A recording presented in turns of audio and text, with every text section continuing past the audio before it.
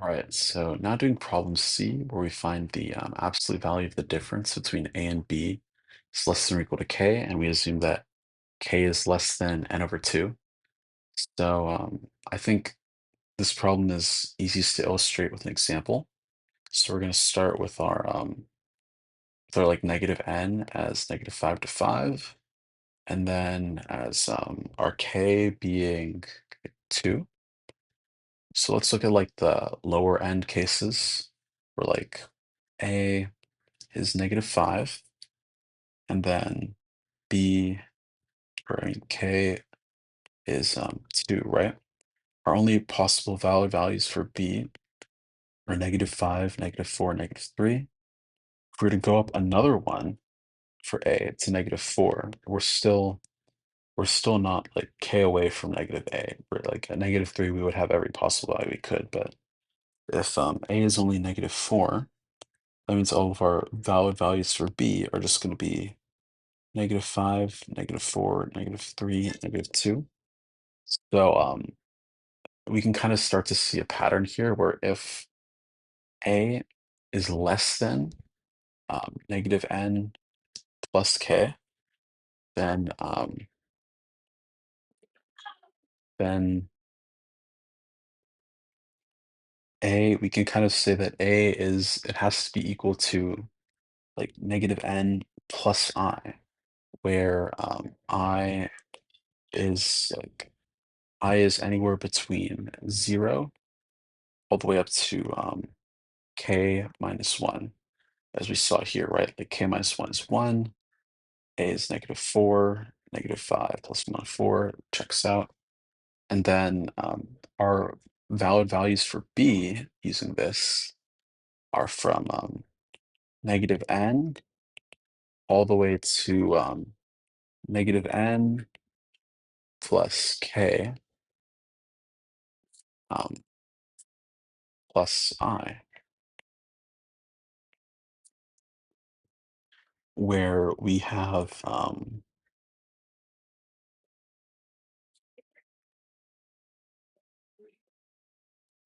like the -n to K values, or like up here, right?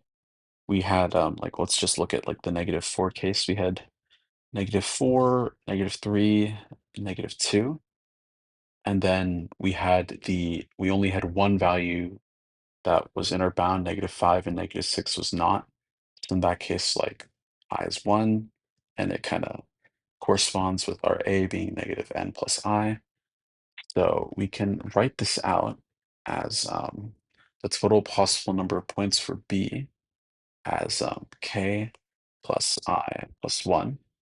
As we talked about, kind of sort of like with -3, if if A is greater than or equal to -n plus K and less than or equal to n minus K, then we don't need to worry about like points being left out. We have the full 2K plus 1 possible points.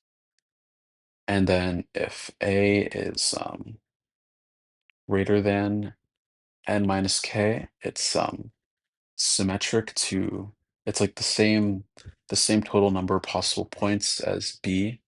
Intuitively, that makes sense, and it's like we can think of it as being like symmetric. So once again, for the possible values of B when A is greater than n minus K are K plus I plus 1 possible points. So now we just have to find the number of points for A and B going over all possible values of A.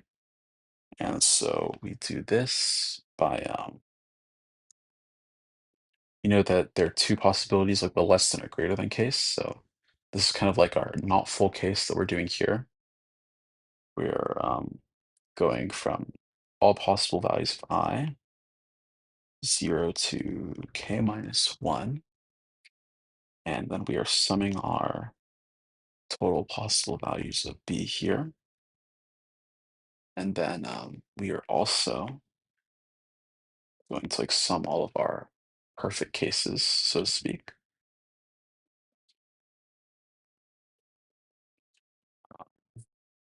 times k minus -n plus k plus 1, and 2k plus 1 possible points from all of those.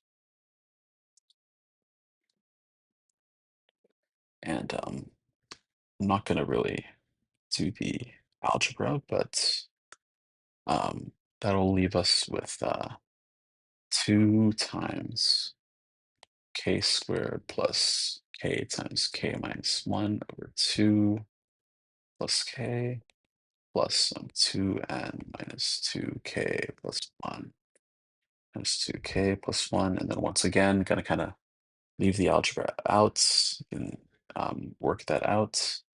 But this results in negative k squared plus k plus 4nk plus 2n plus 1 possible points. And then to find the probability of these points, we just divide it by our sample space size, which is 2n plus 1 squared.